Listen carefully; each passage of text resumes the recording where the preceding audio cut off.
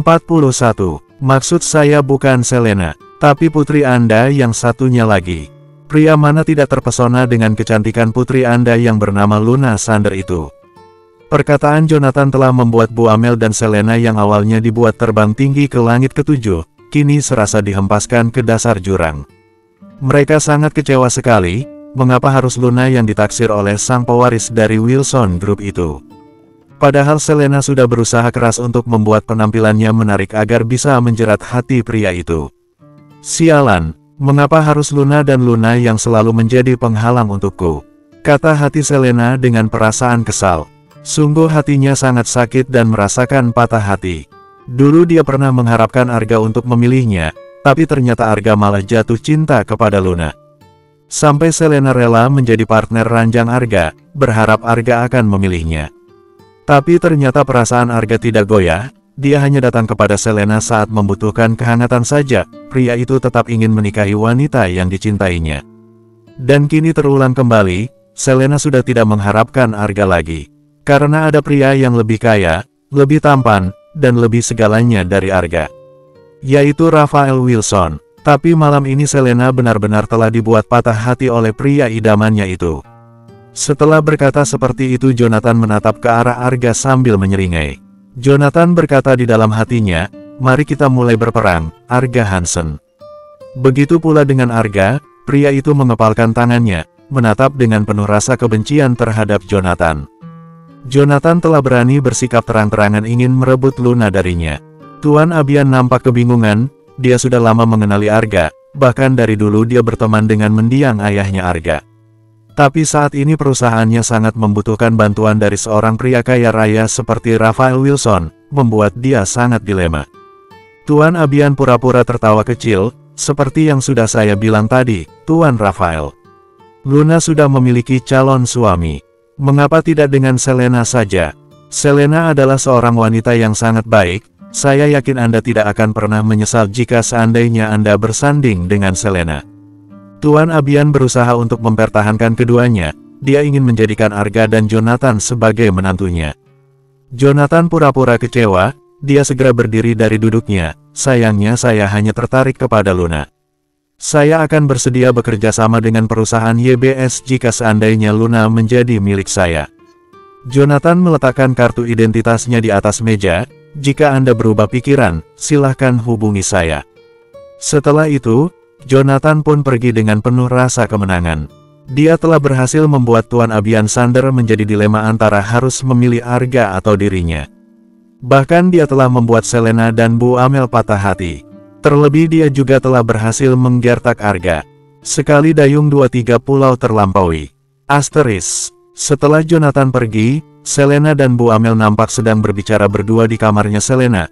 Mereka sangat kesal karena yang diinginkan oleh Jonathan bukanlah Selena, tapi Luna yang diinginkan oleh pria itu. Brengsek, kurang apa sih aku, Ma? Kok bisa-bisanya Raphael memilih Luna? Apanya yang kurang dari aku? Tanya Selena kepada Bu Amel dengan nada kesal. Sama sekali tidak ada yang kurang dari diri kamu, sayang. Mungkin Raphael Wilson masih tertutup saja mata dan hatinya. Kamu harus terus berjuang dong. Jangan menyia-nyiakan kesempatan ini untuk bisa mendapatkan pewaris dari Wilson Group itu. Bu Amel memperlihatkan nomor ponselnya Jonathan yang sudah dia save ketika melihat dari kartu identitas yang Jonathan letakkan di atas meja. Sementara itu, di ruang tengah terlihat Arga dan Tuan Abian yang sedang sama-sama terdiam dalam pikiran masing-masing. Tuan Abian benar-benar merasa dilema saat ini. Dia ingin bisa menjadikan Raphael Wilson sebagai menantunya, tapi bagaimana dengan nasib Arga? Tidak mungkin dia membuang Arga begitu saja, mengingat kejahatan apa yang sudah dia lakukan bersama Arga untuk menjebak Jonathan dan melenyapkan adik dari menantunya itu. Sudah malam, Om ingin beristirahat dulu, ucap Tuan Abian kepada Arga dengan nada dingin. Secara tidak langsung dia ingin menyuruh Arga untuk segera pergi dari mansionnya. Sebenarnya Arga sangat merasa tersinggung dengan perkataan Tuan Abian. Pria tua itu tiba-tiba berubah sikap, menjadi dingin padanya. Ya sudah, Om, kalau begitu saya permisi. Tapi saya harap Om jangan terpengaruh dengan kedatangan Raphael Wilson. Saya sangat mencintai Luna. Demi saya ingin bersatu dengan Luna, saya sudah banyak membantu Om. Bahkan saat ini saya sedang berusaha untuk bisa mendapatkan uang besar untuk membantu perusahaan Om, dan saya tidak akan pernah berhenti untuk mencari Luna. Setelah berkata seperti itu, Arga pun pergi meninggalkan mansion milik calon mertuanya itu. Rencana pernikahan Arga dan Luna memang telah ditunda sampai Luna bisa ditemukan, walaupun mereka harus menanggung malu karena undangan pernikahan telah tersebar. Setengah Arga pergi, Tuan Abian terlihat sedang memandangi kartu identitas Raphael Wilson yang sedang berada di dalam genggamannya. Sungguh dia tidak ingin menyia-nyiakan kesempatan emas ini untuk bisa menjadi mertua dari pria kaya raya itu, tapi dia benar-benar tidak tahu apa yang harus dia lakukan terhadap Arga. Setelah masuk ke dalam mobil, Arga memukul-mukul setir mobil dengan emosi. Buk, buk, buk, brengsek kau Raphael Wilson, kamu ingin berbuat masalah padaku. Oke, kamu lebih kaya dariku, tapi nyatanya aku lebih kuat darimu. Arga berkata dengan amarah yang menggebu-gebu. Dengan nafas memburu, Arga segera menghubungi Mark, sang kaki tangannya. Halo, Mark, lakukan apa yang aku suruh. Baik, Tuan, jawab Mark, di seberang sana.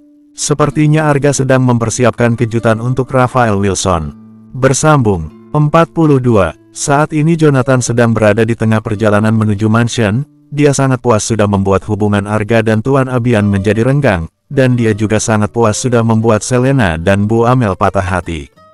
Dulu kedua wanita itu selalu menghinanya dan menatap jijik padanya, kini menjadi terbalik, mereka yang akan mengemis-ngemis padanya. Jonathan duduk di kursi belakang, sementara Noah yang menyetir mobil. Jonathan memandangi jalan raya yang begitu ramai, banyak kendaraan yang berlalu lalang. Kemudian pria itu pun tersenyum samar sambil berhitung dengan suara pelan. 1, 2, drur, drur, drur. Suara ponsel Jonathan bergetar. Jonathan merogoh ponsel di dalam saku kemejanya. Jonathan pun tertawa kecil, karena dia sudah memprediksikan hal itu, pasti Selena akan menghubunginya. Selamat malam Tuan Raphael, saya sangat menyadari bahwa saya bukanlah wanita kaya raya seperti adik saya hanya anak tiri dari Tuan Abian Sander. Tapi saya memiliki rasa cinta yang tulus untuk Anda, jika seandainya Anda ditakdirkan menjadi pria miskin dan tak tampan, saya akan tetap mencintai Anda. Saya harap jika Anda memiliki waktu senggang, Anda berkenan untuk bertemu dengan saya, hanya kita berdua. Agar kita bisa saling mengenali satu sama lain. Jonathan hanya menyeringai, dia sengaja tidak membalas pesan dari kakak iparnya itu. Seorang wanita yang selalu menghinanya kini berbalik menjadi tergila-gila padanya. Kita lihat sampai kapan kamu akan terus mengejarku, kakak ipar. Gumam Jonathan dengan nada pelan. Jonathan menyimpan kembali ponselnya ke saku kemeja yang dia kenakan, kemudian dia bertanya kepada Noah, apa kamu sudah melakukan apa yang sudah saya perintahkan? Sudah, Tuan. Tapi untuk apa kita membutuhkan banyak pasukan? Noah balik bertanya kepada Jonathan. Belum juga Jonathan menjawab pertanyaan dari Noah, tiba-tiba ada sebuah truk menghalangi jalan mereka. Suasana jalanan di sana mendadak menjadi sepi. Ini jawabannya, jawab Jonathan. Dia sudah memprediksikan bahwa Arga tidak akan tinggal diam. Arga pasti akan menyuruh anak buahnya untuk membunuh Jonathan. Jonathan dan Noah pun segera keluar dari mobil dengan tenang. Mereka membawa pedang masing-masing. Serang mereka, teriak Mark, dia yang memimpin penyerangan. Mungkin ada sekitar 20 orang yang berloncatan dari dalam truk, mereka semua berlarian ke arah Jonathan dan Noah sambil membawa pedang. Jonathan dan Noah pun segera melakukan perlawanan kepada mereka. Terang, terang, terang, terdengar suara bunyi pedang saling bertabrakan satu sama lain, saling berdenting, menggema memenuhi jalan raya tersebut. Kemudian terlihat sebuah truk berwarna biru dongker berhenti di dekat tempat penyerangan itu. Mereka segera turun dari truk untuk membantu Jonathan. Mereka semua adalah para anggota klan Lucifer. Mark nampak kaget ketika melihat para anggota Lucifer yang berloncatan turun dari truk, masing-masing membawa senjata tajam. Rupanya Raphael Wilson bukanlah sembarangan orang yang mudah untuk dihabisi. Ini hanyalah peperangan kecil, yang sangat mudah untuk ditaklukkan oleh klan Lucifer. Terang, Jonathan menahan sebuah pedang yang hampir saja melukainya, dengan gerakan cepat dia menendang perut pria yang sedang menyerangnya. Lalu dia menusuk perut pria itu. Jelep, RGGH. Orang itu merintih kesakitan. Suara rintihannya semakin menjadi ketika Jonathan dengan kasar mencabut pedang dari perutnya. Kemudian Jonathan segera membalikkan badannya ketika mendengar suara langkah seseorang. Dengan cepat dia menyayatkan pedangnya ke leher lawan. Seret, sehingga tubuh lawan terpisah dengan kepalanya. Mark berlari untuk menyerang Jonathan. Jonathan segera menahan serangan Mark yang hampir saja melukainya. Terang, pedang keduanya menjadi patah, sehingga mereka terpaksa harus berkelahi dengan tangan kosong. Keduanya saling memukul dan saling menghindar serangan lawan, sehingga wajah mereka nampak lebam. Buff, buff. Jonathan memukul perut Mark, kemudian menendang tubuhnya hingga terpental ke aspal. Kepalanya telah terbentur mengenai aspal, membuatnya tidak sadarkan diri. Jonathan memperhatikan seluruh anak buahnya yang ada di sana. Rupanya mereka semua telah berhasil mengalahkan lawan. Jonathan sengaja tidak membunuh Mark, agar Mark menjadi orang yang memberitakan kemenangan Jonathan melawan para anggota klan The Dragon. Agar Arga sadar bahwa Jonathan bukanlah tandingannya. Bersambung 43. Luna telah menyimpan kembali foto Jonathan versi dahulu ke dalam buku milik pria yang telah menculiknya itu. Saat ini dia sedang duduk di sebuah kursi yang berada di depan teras mansion. Wanita itu sedang termenung sendirian. Dia sangat penasaran siapa sebenarnya pria gendut itu. Dan ada hubungan apa dengannya sampai membuat hati Luna merasakan sakit jika wajah pria itu terlintas di dalam pikirannya. Lalu ada hubungan apa antara pria gendut itu dengan Jonathan? Ada hubungan apa antara pria itu dengan Raphael Wilson? Mengapa Raphael memiliki fotonya? Luna berkata pelan dengan penuh tanda tanya. Kemudian Luna berkata kembali, apakah mungkin Raphael menculik aku karena ada hubungannya dengan pria itu? Luna mencoba menerka-nerka. Jika dia tanyakan langsung kepada Jonathan, yang ada Jonathan akan curiga padanya bahwa dia telah menderita amnesia. Ayahnya selalu memperingatkan Luna untuk tidak memberitahu siapapun bahwa dia sedang amnesia, mengingat dia adalah seorang pewaris di YBS. Pastinya akan ada banyak kalangan yang ingin menjatuhkannya. Apalagi di mata Luna saat ini Jonathan adalah sosok seorang pria yang sangat jahat. Pria itu telah tega menculiknya, menjadikannya pembantu di mansion, dan merenggut kehormatannya.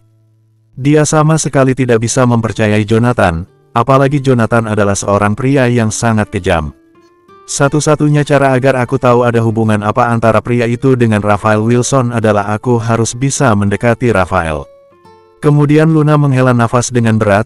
Itu artinya dia harus bisa menahan tangannya yang sedari tadi ingin sekali menamparkan Jonathan karena sudah merenggut kehormatannya ketika dia sedang dalam keadaan mabuk pada malam hari itu di Singapura. Seperti tadi siang, malam ini pun Luna mengenakan pakaian yang serba tertutup, bahkan dia memakai sweater, agar Jonathan tidak berhasrat jika melihat penampilannya. Luna tidak ingin kejadian yang ada di Singapura itu terulang kembali. Luna segera berdiri. Dia nampak tegang saat melihat mobil Jonathan berhenti tak jauh darinya. Dia terpaksa harus tersenyum kepada Jonathan. "Kamu sudah pulang." Luna menyapa Jonathan. Jonathan yang baru keluar dari mobil, dia memandangi Luna dengan tatapan penuh keheranan. Padahal udara malam ini sama sekali tidak terasa dingin. Untuk apa Luna mengenakan pakaian serba tertutup? Jawab Jonathan dengan nada ketus. Selama dia belum mengetahui apa yang sebenarnya terjadi kepada Luna, dia akan tetap bersikap dingin kepada wanita itu. Bukankah rencana pernikahan Luna dan Arga sudah membuktikan bahwa mereka memang telah berkencan? Sampai Jonathan merasa bersalah kepada ayahnya, karena dia ingin menyelidiki ulang apa yang terjadi kepada Luna pada 5 tahun yang lalu. "Kebetulan aku sudah memasak untukmu, kamu pasti lapar." Luna menawarkan masakannya kepada Jonathan. Jonathan tidak benar-benar makan sewaktu makan malam di mansion milik Tuan Abian. Apalagi dia habis berkelahi, pastinya dia sangat merasakan lapar. Ya sudah. Lagi-lagi Jonathan berkata dengan ketus. Luna berusaha keras untuk menahan rasa kesalnya, dia hanya bisa marah-marah di dalam hatinya. Benar-benar cowok bajingan, dia seakan melupakan apa yang terjadi di Singapura malam itu, padahal dia telah menggempur tubuhku berkali-kali. Luna sama sekali tidak tahu bahwa saat ini Jonathan berusaha keras untuk menghindari kontak mata dengan Luna. Dia merasa kesal kepada dirinya sendiri, mengapa ketika melihat Luna dia menjadi teringat dengan kejadian di Singapura. Walaupun saat ini Luna memakai pakaian serba tertutup, tapi tetap saja di mata Jonathan wanita terlihat sangat seksi. Luna terkejut begitu melihat wajah Jonathan ada yang lebam, dia memegang wajah pria itu sambil menjinjitkan kakinya. Wajah kamu terluka, pasti kamu habis berkelahi ya. Sentuhan tangan Luna pada wajah Jonathan menciptakan gelayar panas pada tubuh pria itu. Dia segera melepaskan tangan Luna dan menjauhkan jaraknya dari Luna. Kamu gak perlu tahu. Biar aku obati. Ini adalah kesempatan Luna untuk bisa lebih dekat dengan Jonathan. Gak perlu, Jonathan berkata sambil masuk ke dalam mansion. Dia berjalan menuju ruang makan. Sangat penasaran Luna masak apa hari ini, apa telur ceplok gosong lagi. Begitu Jonathan tiba ke ruang makan, dia mendadak menghentikan langkahnya. Dia nampak melongo melihat makanan apa saja yang telah dihidangkan di atas meja makan tersebut. Dengan penuh rasa bangga Luna pun mulai bercerita, aku memasak semua ini selama 4 jam. Pasti makanannya sangat enak. Kamu mau makan yang mana dulu? Sambil berkata seperti itu Luna memberikan senyuman termanisnya kepada Jonathan. Jonathan memandangi Luna, sepertinya dia lebih tertarik untuk memakan orang yang memasaknya daripada masakannya. Jonathan tak bisa membohongi dirinya sendiri. Luna memang tidak ahli di dapur, tapi di kasur wanita itu sangat membuat Jonathan menjadi candu. Luna tidak paham mengapa Jonathan harus memandanginya seperti itu, padahal dia hanya sedang menawarkan masakannya kepada Jonathan. Kayaknya tidak mungkin dia tergoda dengan penampilanku, aku sudah memakai celana jeans panjang dan sweater. Masa aku harus menutupi wajahku juga? Bersambung, 44, perang, perang, perang. Arga melemparkan semua barang-barangnya ke lantai. Semuanya pecah dan berserakan di lantai. Dirinya saat ini dikuasai perasaan emosi dan amarah setelah mendengar 20 orang anggota klan The Dragon telah tewas dibunuh oleh anak buahnya Jonathan. Bangs Asteriste, Raphael Wilson, kamu benar-benar sedang menantangku hah? Arga berkata dengan penuh amarah, sampai urat di lehernya terlihat sangat jelas.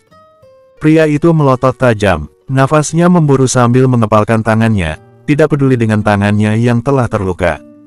Dia benar-benar marah. Kehadiran seorang pria bernama Raphael Wilson itu telah menjadi ancaman untuk dirinya. Mark yang sedari tadi menundukkan kepalanya, dia pun memberanikan diri untuk menatap bosnya. Saya rasa Raphael Wilson bukanlah sembarangan orang. Dia memiliki banyak anak buah yang terampil dalam berkelahi dan memainkan senjata. Sepertinya dia tahu kalau kita akan menyerangnya. Bahkan Raphael Wilson pun begitu terampil memainkan pedang dan berkelahi. Arga mengerutkan keningnya. Dia pikir pria seperti Raphael Wilson adalah sosok sang pewaris kaya raya yang manja, sehingga Arga merasa mungkin saja sangat gampang untuk melenyapkannya. Tapi ternyata apa yang dia pikirkan rupanya salah besar. Raphael Wilson sangat mahir dalam berkelahi dan memainkan senjata. Bahkan dia memiliki banyak anak buah. Apakah mungkin dia sama seperti kita, seorang mafia? Apakah mungkin dia adalah pemimpin klan Lucifer? Tanya Mark kepada bosnya. Arga tak menjawab pertanyaan dari Mark, karena dia memiliki pemikiran yang sama dengan sang kaki tangannya itu. Kemungkinan besar Raphael Wilson adalah pemimpin klan mafia Lucifer. Arga segera mengecek sesuatu di laptopnya, dia ingin mencari tahu informasi apapun tentang Raphael Wilson melalui internet, tapi sayangnya dia tidak mendapatkan informasi yang dia harapkan. Di sana hanya menampilkan foto-foto Raphael Wilson saja dan artikel-artikel tentangnya. Bahkan ketika Arga mencoba untuk bisa menebus situs perusahaan Wilson Group ataupun sekelompok organisasi mafia klan Lucifer, usahanya gagal, sulit untuk ditembus. Beef, beef, beef. Arga mendengar suara ponselnya berdering, dia segera mengangkat panggilan telepon dari seorang klien dari Vietnam. Chow An Nguyen Phan. Halo, Tuan Nguyen Phan. Tuan Nguyen Phan pun mulai berbicara dengan bahasa Vietnam. Toi Sin Leong Arga. Toi Kong Teh Lem Viek Voi Ong Na. Maaf Tuan Arga, saya tidak bisa bekerja sama dengan Anda lagi. Arga terkejut mendengarnya, mengapa tiba-tiba Tuan Nguyen Phan yang sudah lama bekerja sama dengannya tiba-tiba menghentikan kerjasama mereka secara sepihak. Tại sao bạn đột nhiên chấm dứt hợp tác đơn phương của chúng tôi? Mengapa Anda tiba-tiba menghentikan kerjasama sama kita secara sepihak? Dusal Titoi Chung Kong Teh Lem Viek Voi Ban Na. Pokoknya saya tidak bisa bekerja sama lagi dengan Anda. Klik, Tuan Nguyen Phan sebelumnya telah mendapatkan ancaman dari Jonathan, agar berhenti bekerja sama dengan klan The Dragon. Jonathan ingin mematikan semua bisnis legal maupun ilegal yang dijalankan oleh Arga. Arf sial, Arga mengebrak meja dengan keras, emosinya meluap-luap menggertakkan giginya. Kemudian ponselnya Arga berdering kembali, terlihat banyak rentetan pesan yang dikirim oleh para kliennya. Saya minta maaf tidak bisa bekerja sama dengan perusahaan Anda lagi, Tuan Arga. Maring hindi palaging makakatrabaho ang ang iyong kumpanya. Non possumus cooperari cum turba amplius. Dan banyak pesan lainnya yang belum Arga baca. Arga telah diberikan kejutan yang bertubi-tubi dari Jonathan. Malam ini pria itu terlihat sangat frustasi. Arga dengan emosi yang menggebu, dia segera berdiri lalu menendang kursi kebesarannya. Buk, brengsek, brengsek, rupanya ada yang ingin bermain-main denganku. Kecurigaan Arga hanya tertuju kepada satu orang, dia mengalami nasib sial begini setelah klan Lucifer menyerangnya. Dan dia semakin yakin Raphael adalah pemimpin klan mafia tersebut. Raphael Wilson, siapa sebenarnya dirimu? Teriak Arga dengan penuh amarah. Bersambung, 45. Sementara itu di mansion milik Jonathan, Luna terlihat tegang ketika menyadari Jonathan sedang memandanginya. Dia takut pria itu akan menerkamnya lagi. Kenapa menatapku seperti itu? Tanya Luna dengan nada gugup. Jonathan baru menyadari bahwa dirinya sedari tadi dia sedang menatap Luna. Dia segera mengalihkan pandangannya ke arah lain. Kamu sangat jelek, jawabnya dengan nada ketus. Dia harus berpura-pura terlihat tenang. Kemudian dia duduk di meja makan. Luna menghela nafas, dia sangat kesal dengan perkataan Jonathan yang mengatakan bahwa dirinya jelek, padahal walaupun dia sedang amnesia, banyak orang yang memuji kecantikannya. Tapi Luna tidak ingin cari gara-gara, dia harus tahu siapa pria gendut yang sering muncul di pikirannya. Dan ada hubungan apa antara pria gendut itu dengan Jonathan, sehingga dia harus bisa menahan rasa kekesalannya kepada Jonathan. Dia harus bisa mendekatkan diri dengan pria asing itu. Luna pun duduk di dekat Jonathan, ayo dong cicipi masakan aku. Luna berkata sambil tersenyum manis. Jonathan memandangi semua makanan yang terhidang di atas meja makan, semua masakan Luna sama sekali tidak ada yang menarik, bahkan terlihat begitu aneh. Entah apa judul masakannya, Jonathan baru melihatnya. Yang pasti daging sapi, daging ayam, ikan tuna, sarden dan semua sayuran disatukan menjadi satu. Masakan apa ini? Tanya Jonathan sambil mendelik tajam ke arah Luna. Luna pun tak tahu apa nama masakan yang dia masak, dia memilih memasak semuanya menjadi satu dengan ditumis. Itu, Jonathan pun menggelengkan kepalanya, ternyata selama 5 tahun tidak bertemu, Luna sama sekali tidak berubah, perempuan itu tidak bisa memasak. Malah dulu dialah yang selalu memasak untuk Luna. Kemudian Jonathan menunjukkan piring yang berisikan bakwan yang gosong kepada Luna. Lebih tepatnya bakwan jadi-jadian karena ukuran wortel dan kolnya yang dipotong-potong besar dan juga ada sayuran lainnya dimasukkan ke dalam bakwan itu. Itu bakwan. Walaupun kelihatannya biasa saja, tapi rasa sangat enak kok. Coba saja, Luna berkata sambil terkekeh kecil seraya mengacungkan jempolnya kepada Jonathan. Jonathan menghirup nafas dalam-dalam, rasanya dia lebih baik berperang saja daripada harus mencicipi masakan Luna. Sangat lucu jika ada seorang pemimpin mafia mati gara-gara mencicip masakan teraneh sedunia. Jonathan segera berdiri, ikut aku. Kita mau kemana? Lo bukannya masakan aku lebih baik dari kemarin. Luna takut Jonathan akan menghukumnya. Tapi Jonathan tidak ingin mendengarkan protes dari Luna, dia menarik tangan wanita dengan kasar untuk ikut bersamanya. Asteris. Bruk. Jonathan melemparkan sebuah buku resep masakan ke atas meja yang ada di dapur, jangan memasak yang aneh lagi. Besok masakan kamu harus enak. Kalau tidak, aku akan tak segan-segan akan memberikan hukuman untukmu. Luna segera mengambil buku resep masakan, dia mulai membaca satu demi satu lembar resep masakan yang ada di buku tersebut. Hari ini aku akan mencontohkan kamu bagaimana caranya memasak. Perhatikan dengan baik-baik, jangan ada satupun yang terlewat. Jonathan berkata sembari menggunakan celemek dengan sikapnya yang dingin. Jonathan pun mulai melakukan kegiatannya, hal yang pertama kali dia lakukan adalah mengiris wortel. Tek, tek, tek. Pria itu mengiris wortel dengan cepat bak seorang koki yang handal. Luna tertegun melihatnya, sampai dia tidak berkedip memandangi Jonathan. Mengapa dia merasa seakan semua itu tidak asing untuknya, seakan dia pernah melihat seorang pria memasak dengan gaya seperti itu.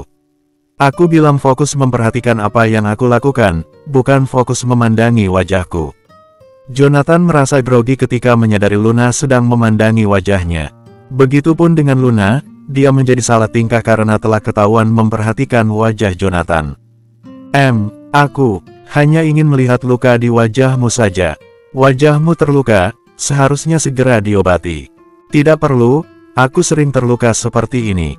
Jonathan melanjutkan kegiatannya kembali. Tapi Luna tidak ingin menyia-nyiakan kesempatan untuk bisa menarik simpati Jonathan.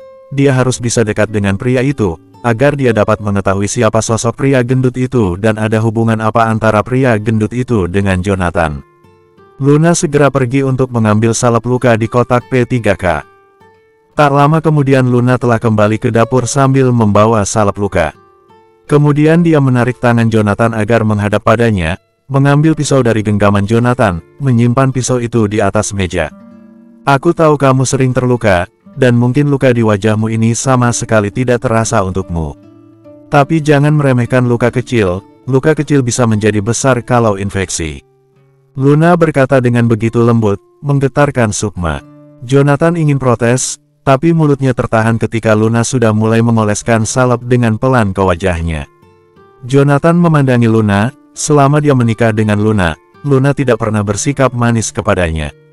Dulu Luna selalu bersikap acuh dan dingin padanya. Seandainya jika dia muncul di hadapan Luna dengan sosok dirinya yang versi dahulu, apakah Luna akan bersikap semanis ini? Apakah Luna akan bersikap semenggemaskan seperti ini? Pastinya tidak akan mungkin. Dulu Jonathan adalah seorang suami sampah dan buruk rupa, yang selalu dipandang hina oleh semua orang. Tidak mungkin ada yang tulus mencintainya. Aliran darah Jonathan berdesir ketika merasakan satu jemari Luna menyentuh sudut bibirnya yang terluka. Terhirup aroma wangi hembusan nafas wanita itu. Dia tidak munafik, wanita yang masih berstatus sebagai istrinya itu memang sangat cantik, apalagi bibir ranumnya sangat menggoda dan seksi. Jonathan meneguk Sylva dengan bersusah payah, jakunnya naik turun. Dia segera mengalihkan pandangannya ke arah lain. Luna tertawa kecil melihat sikap Jonathan yang nampak salah tingkah begitu. Mengapa kamu terlihat salah tingkah begitu? Apa kamu baru menyadari kalau aku ini sangat cantik? Jonathan pun mencibir, cantik. Yang benar saja, mengapa harus gengsi mengakuinya? Padahal tidak ada undang-undang melarang seseorang untuk memberikan pujian. Luna malah menggoda Jonathan. Jonathan menatap tajam ke arah Luna. Apa kamu ingin menggodaku seperti wanita yang lainnya? Luna mengerutkan keningnya, padahal dia tidak ada maksud untuk menggoda, dia hanya ingin mengajak Jonathan untuk bercanda. Untuk mengakrabkan diri dengannya, aku tidak memiliki bakat untuk menggoda. Mana mungkin aku menggoda kamu dengan penampilan seperti ini? Luna menunjuk penampilannya sendiri yang mengenakan sweater berwarna merah dan juga mengenakan celana jeans. Ya sudah, kamu lanjutkan memasaknya. Aku mau menyimpan salep dulu. Luna harus segera menghindari pria itu. Aku sudah tidak tertarik untuk makan nasi lagi. Luna terkejut mendengarnya. Jonathan segera menarik lengan Luna, membuat jarak mereka sangat dekat sekali. Jonathan memandangi wanita cantik itu dengan lekat dan intens. Aku ingin memakanmu. Luna tidak diberikan kesempatan untuk bicara ataupun menghindar. Tanpa membuang waktu Jonathan menyambar bibir Luna, menyatukan bibir keduanya. Bersambung.